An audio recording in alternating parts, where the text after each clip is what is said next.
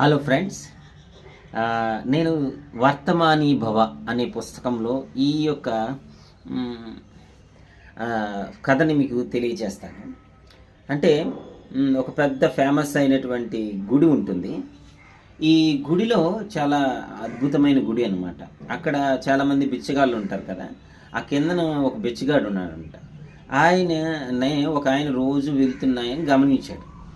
So గమనించి అక్కడ ఆయన చూస్తున్నాడు అనమాట.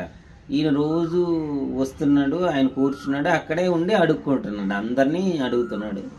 అయితే ఈయన చూసిన వెంటనే ఆ కింద పెట్టె మీద మాత్రం కూర్చున్నట్టున్నాడు.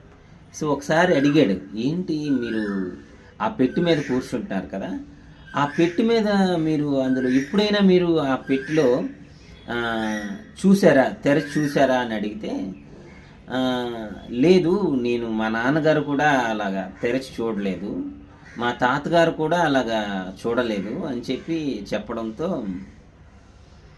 సరే అయితే మనం తెరుద్దామా, అందులో ఏముందంటే, లేదు లేదు, చాలా మా నాన్నగారు తెరవలేదు, మా తాతగారు తెరవలేదు, నేను ఎందుకు తెరవాలి, అది తెరకూడదు అని చెప్పేసి పట్టాడు అన్నమాట. సో పట్టడం చేత ఈయన మరేం చేస్తాడు, ఏం చేయలేదు. సరే, ఒక రోజు అయిపోయింది, 2 రోజులు అట్లా కొంచెం ట్రై చేస్తుండ అన్నమాట, తెరుద్దామా, అందులో ఏముందో మీరు తెరవలేదు కదా అంటే. సరే, కొన్నాళ్ళ తర్వాత చిన్నగా అలా తెరద్దామని చెప్పేసి ఓపెన్ అయ్యాడనమాట. సో దాన్ని అంతటిని ఒక దగ్గరికి తీసుకెళ్ళారు.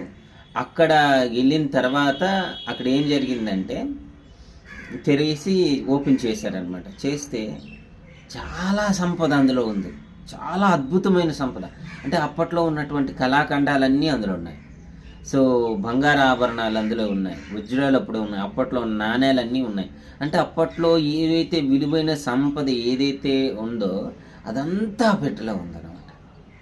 సో అప్పుడు అంటే ఇన్నాళ్ళల్లా కూడా ఒక అద్భుతమైన సంపద మీద ఉండి ఆ సంపదని గుర్తించకుండా, సో నార్మల్గా ఒక బిచ్చగాడిగా మనం అడుగుతూ ఉన్నాడు. సో అలాగే మీ లోపల కూడా ఒక అద్భుత సంపద ఉంది. దాన్ని మన లోపల ఉన్న సంపదని మనం తెరవకుండా, మన లోపల ఉన్న సంపదని మనం వాడకుండా, బయట ఉన్న సంపదలు నిరంతరము దాన్ని చూస్తున్నారు. మీ లోపల కూడా ఒక అద్భుత సంపద ఉంది. సో మీ లోపల ఉన్న సంపదని ఫస్ట్ తెరవండి, మీ లోపల ఉన్న సంపదని ఫస్ట్ వాడండి, దాన్ని వెతికి తీయండి. మీ లోపల ఉన్న గని, మీ లోపలే ఒక ఐశ్వర్యవంతమైన శక్తి ఉంది. సో దాన్ని ముందు ఓపెన్ చేయండి, తెలుసుకోండి, మీ లోపల ఉన్న సంపద తెలుసుకోండి. సో ఆ సంపద తెలిసిన తర్వాత ఆటోమేటిక్గా మీరు ఐశ్వర్యవంతులే అని అర్థమవుతుందని